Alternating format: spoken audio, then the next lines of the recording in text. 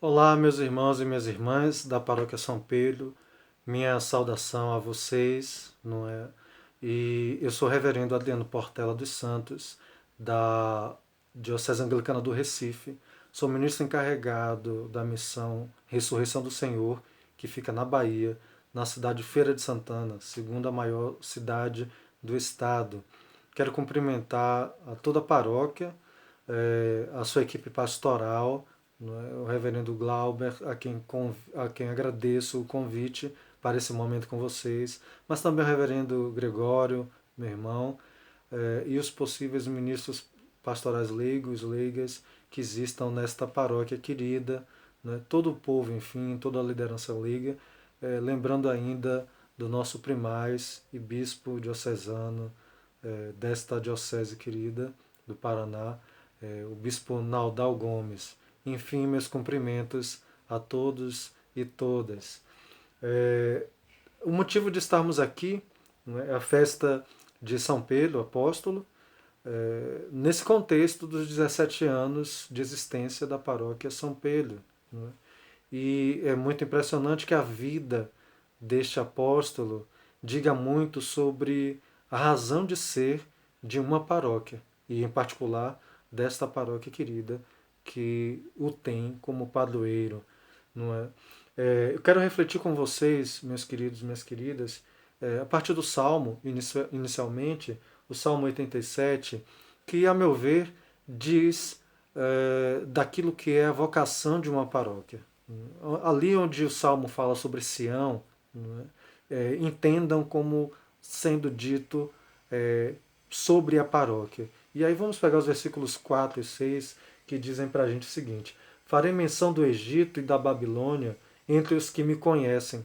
Eis os filisteus, os de Tiro e da Etiópia. Em Sião nasceram eles. Mas de Sião se dirá: Este e aquele originaram-se ali, e o Altíssimo a estabelecerá. O Senhor, ao registrar os povos, observará. Em Sião nasceram eles. Vejam bem, a vocação de uma paróquia, meus irmãos e minhas irmãs, não é outra senão trazer pessoas à vida. Ora, reverendo, mas quem traz a gente à vida é nosso pai, nossa mãe, não é? Sim, gente, biologicamente quem nos traz à vida são nossos progenitores, nossa mãe, nosso pai, mas a igreja nos traz a vida, né? A paróquia nos traz a vida. Primeiramente, a gente pode falar isso do ponto de vista sacramental, através do batismo. Mas eu quero falar para além daquilo, a partir daquilo que o batismo abre na vida da gente, que é a vida cristã, não é? Não só o gesto sacramental, que é extremamente importante, mas a vida cristã que nos constitui em pequenos momentos da vida, da nossa vida, tão significativos e façam com que nossa vida seja repleta de sentido. Aí nesta paróquia, meus irmãos e minhas irmãs, muita gente nasceu para esta vida, não biologicamente, como falávamos antes, mas espiritualmente, existencialmente. Quantas pessoas foram devolvidas a si próprios a partir do para si próprias a partir do encontro com Deus e do encontro com os irmãos e irmãs. Né? A, a, a paróquia, as paróquias nos devolvem a nós mesmos, faz com que nos encontremos, nos reconheçamos, nos sintamos pessoas. Não é? E isso é extremamente importante para a vida. Então, aí nasceram nesses 17 anos muitas pessoas, continuam a nascer, e tantas outras nascerão ainda. Bendito e louvado seja Deus por isto. Não é? Lembrar-nos então, nesse primeiro momento, que a vocação da paróquia é trazer pessoas à vida, gerar vida e vida em abundância, para lembrarmos aí o que nos diz João 10, não é? Vida em plenitude, vida em abundância. A outra coisa que eu desejo compartilhar com vocês, meus irmãos e minhas irmãs, é aquilo que eu entendo ser característica das paróquias, que deve ser características das paróquias, a partir do que uma das leituras nos traz hoje. Poderíamos elencar uma série de características, de qualidades, de virtudes, mas destaco essas duas, aproveitando o que a liturgia nos traz. Em 2 Timóteo 4, no versículo 2 e depois no versículo 5, estão a característica consecutivamente da perseverança, né? Persistência no versículo 2, e no versículo 5 da sobriedade. Me parece que são duas coisas fundamentais para esse tempo. O versículo 2 diz para a gente: prega a palavra, insta a tempo e fora do tempo, de tempo, né? Quer dizer, oportuna e inoportunamente, como nos dirá uma outra tradução. Admoesta, repreende, exorta com toda a longanimidade e ensino, né? Quer dizer, com toda a generosidade e doutrina. Não é? Essa é uma primeira característica. Né? Se a gente deve trazer as pessoas à vida, essa vida nós trazemos através da palavra que significa o mundo, né? Da palavra que é Jesus. Não é? E para fazer isso, a gente necessita ter perseverança.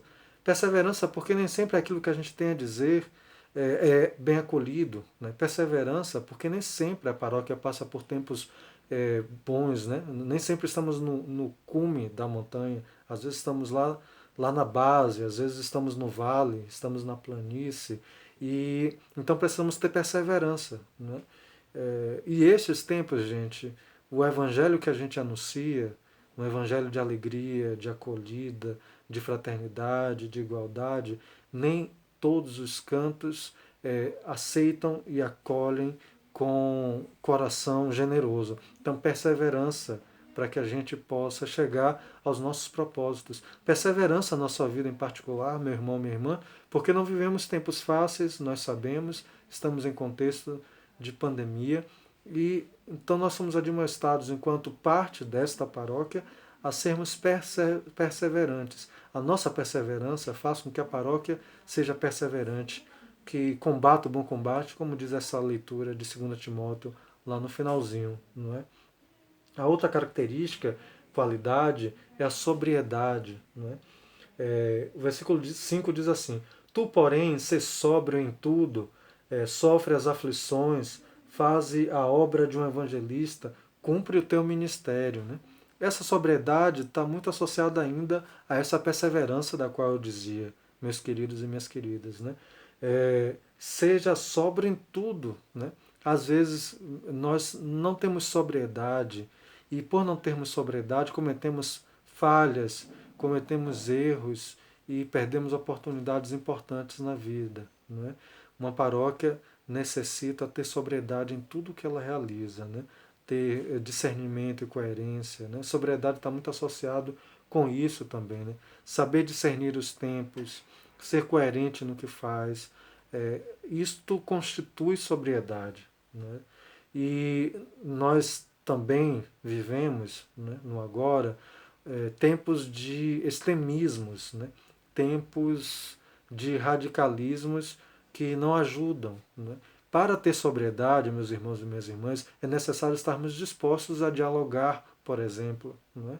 Entender que ninguém pode ser completamente demônio, ninguém pode ser completamente anjo, porque nós estamos nessa batalha dos tempos em que vamos nos fazendo, nos refazendo, à medida que vamos encontrando os sentidos da nossa vida. Então, é, discernimento, não é? Diálogo, para poder sermos sóbrios. Não é? Então, convido vocês também, meus irmãos e minhas irmãs, a mais esta qualidade que acho que uma paróquia nos tempos atuais precisa ter, em que necessariamente um lugar precisa ter um enquadramento, um alinhamento, outro lugar precisa ter outro alinhamento. Não é? Sermos sóbrios, enxergarmos para além das ideias as pessoas que estão portando essas ideias. As pessoas nos importam, continuarão a nos importar. As pessoas são a razão de ser da vida de uma paróquia. Não é? As pessoas são amadas por Deus, amadas por Jesus, e por isso nunca podemos desistir delas. Não é? Olha aí, perseverar, porque a nossa sobriedade nos faz entender que, por mais complicada que seja a realidade, por mais difícil que sejam os diálogos, nós precisamos continuar acreditando nas pessoas, não desistir delas, porque isto é princípio da ação de Deus no mundo, isso é princípio da ação de Deus no mundo. Não é? O outro tópico que eu gostaria de pensar com vocês, meus irmãos e minhas irmãs, é a partir do Evangelho, né, que está lá em João 21, 15 a 19. Né? A última aparição de Jesus no Evangelho de João, e aí é um prato cheio para a gente, porque vai falar de que nós vivemos pela graça, não é pelos nossos méritos, não é pelo que a gente pode, não é pelo que a gente tem, é pela graça de Deus. E aí, esse encontro de Pedro com Jesus é formidável. Né? Primeiro, queria dizer que esse evangelho faz parte da história da minha vida, porque esse é o lema do meu ministério pastoral, né? Do meu presbiterato, do meu sacerdócio, e eu escolhi num momento muito bonito da minha vida. É, no término do meu penúltimo ano de seminário, fui fazer um intercâmbio em Israel e né, fui em dezembro, voltei em fevereiro para iniciar o último ano de seminário. E lá em Israel, fazendo esse estudo bíblico, esse intercâmbio, né, visitando as ruínas, né, visitas arqueológicas, eu discerni esse lema da minha vida. Um momento muito de dor também, né, porque eu me sentia muito incapaz para o sacerdócio, no sentido de dizer, eu não tenho a santidade devida para ser um presbítero, ser um pastor. Assim, uma espécie de crise, né? Como é que eu vou pastorear se eu não tenho a santidade de vida devida? E aí uma experiência muito bonita em Israel, que foi na igreja do primado de Pedro, que fica à beira do lago de Genezaré, o Mar da Galileia, né? Que é um lugar em que Jesus chama os discípulos, né? O Evangelho fala para a gente de Jesus chamando os discípulos à beira do mar. E à beira do mar também, que é esse último encontro de Jesus relatado no Evangelho de João. E essa igreja do primado de Pedro, né, à frente dela, pertinho já da beira do mar, tem um monumento que retrata este momento do Evangelho aqui, em que Jesus diz para Pedro: apacenta as minhas ovelhas. E eu lembro, junto a esse monumento, tem tipo um anfiteatro, né? Um teatro a céu aberto, né? Em formato de círculo, né? E lembro que nos sentamos ali, o grupo de estudantes, e o nosso professor começou a discorrer sobre Pedro, né? E vendo ali o mar, lembrando o evangelho de chamado e ouvindo o professor. Eu lembro que chegou uma excursão de irmãos e irmãs africanas cantando, louvando, e eu comecei a chorar, né? Muito, porque me veio ao coração essa passagem, né? Pedro, tu me amas, né? E a minha resposta, o meu lema sacerdotal: sim, Senhor, tu sabes tudo, tu sabes que eu te amo, né?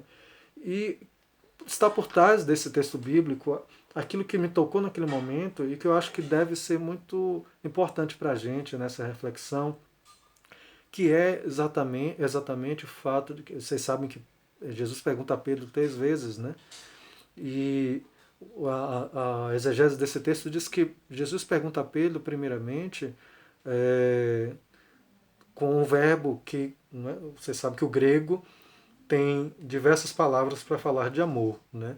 A nossa língua portuguesa, quando a gente fala de amor entre irmãos, é a mesma palavra que a gente fala de amor entre homem e mulher, e de amor entre amigos, né? É a mesma palavra. Né?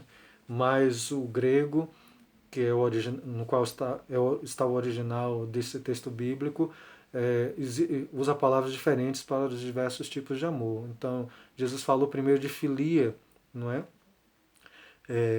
Amizade, um amor de amigos, né? Pedro, tu me amas, né? Quer dizer, você é meu amigo, não é? Sim, Senhor, tu sabes que eu te amo, né? Pedro, tu me amas, de novo, né? Mesmo evangelho. E depois Jesus muda e diz com um verbo que diz respeito a ágape, né? Que é um amor mais elevado, que dá origem a caritas, caridade no latim, que é esse amor desapegado, que é o amor de Deus, o amor com que Deus nos ama, né? E esse amor que é um amor que não exige simetria, né? Eu não vou te amar só se você me amar, né? Eu não vou ser para você só se você for para mim, né? Como os amigos colocam, como é necessário numa relação amorosa. Né? Alguém pode amar sozinho numa relação amorosa, mas a relação não se estabelece efetivamente se não houver uma contrapartida. Né? E nesse verbo é, caritas, né? Ágape, usado por Jesus, é um amor assimétrico. Né? Deus nos ama, né? Do alto de sua glória, independente do quanto nós conseguimos corresponder a esse amor. Então, Pedro, tu me amas, né? Quer dizer, do jeito que você é, Pedro, com as falhas que você tem, você pode me amar, né? Você me dá esse tudo, ainda que seja pouco, o que você tem. E Pedro, né? Sim, Senhor, tu sabes tudo, tu sabes que eu te amo. E é extremamente importante a simbologia das 3 perguntas, porque lembremos que Pedro negou Jesus por 3 vezes, e 3 vezes ele teve que afirmar, sim, Senhor, eu te amo. Né? E aí, queridos e queridas, isso tem a ver com o fato de que uma paróquia só existe pela graça de Deus, não é porque ela é santa, não é porque ela nasce pronta. Nós, enquanto cristãos e cristãs, só existimos para a vida de fé por causa da graça de Deus, não porque nós estamos prontos. Um ministro, uma ministra exerce o ministério não é porque está pronto, pronta, não é porque alcançou os píncaros da santidade, não é pela graça de Deus. Com isto que você tem aí, meu filho, minha filha, você me ama, você pode se doar, você é capaz de estabelecer uma relação, uma aliança comigo. Paróquia São Pedro, com o que você tem de potencialidade, né? Com as forças todas que você tem nesse momento, você pode me amar, você pode exercer a sua missão de gerar vida. Com isso que nós temos, irmãos e irmãs, é isto que Deus espera da gente, que a gente quer. Ele sabe com quem lida. Né? Diferente de nós que entramos nas relações sem saber com quem estamos lidando profundamente, né? Ainda que já conheçamos há muito tempo, às vezes, as pessoas, Deus nos sabe, Deus nos conhece, sabe da gente de cabo a rabo. Sim, Senhor, tu sabes tudo, tu sabes que eu te amo. Foi minha resposta à beira do lago de Genezaré, do mar da Galileia. É a resposta que cada um de nós é chamado a dar. E ao dizer que não é por nossos méritos, irmãos e irmãs, eu estou já reconhecendo as debilidades nossas, minha, de vocês, da paróquia, e que aparece ali em Ezequiel 34, 11 e 16. Né? A realidade é muito precária. Né? O profeta vai descrevendo que Deus diz, né? Vocês cuidam das minhas ovelhas, né? Vocês não cuidam, vocês se aproveitam, né? Vocês deixam que a ferida permaneça ferida, vocês abatem as que estão gordas, né? As que estão muito sadias, que estão prósperas. Né? E aí ele diz no versículo 15, né? Para a gente da seguinte maneira. Deixa eu pegar o versículo aqui na íntegra para a gente. Eu mesmo apacentaria as minhas ovelhas e eu as farei repousar, diz o Senhor Deus. E aqui eu quero dizer 2 coisas, irmãos e irmãs, para finalizar essa minha longa reflexão. A primeira é nos sabermos falhos, não é? E estamos aqui pela graça de Deus. A segunda, saber que nós fomos na história chamados, convocados por Deus para Ele mesmo, através de nós, agir por estas ovelhas, por essas pessoas que necessitam do nosso cuidado. Não é? Ele mesmo. Nós somos instrumentos, não é? Canais da graça de Deus onde nós estamos. Paróquia São Pedro, você é canal da graça de Deus, aí onde você está. Com as limitações que você tem, paróquia, você é chamada a ser esse canal da graça de Deus. Me alonguei, peço desculpas, mas meu abraço, meu cumprimento a toda a paróquia. Parabéns, Deus abençoe vocês abundantemente.